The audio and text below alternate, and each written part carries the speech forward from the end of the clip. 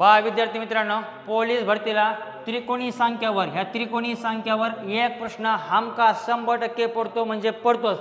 आता हा प्रश्न झापूक झुपूक या ट्रिकने कसा सोडवायचा बघा। इकडे काय विचारलंय, 21 या त्रिकोणी संख्येचा पाया। फक्त काय करायचे, 21 ची दुप्पट करायची।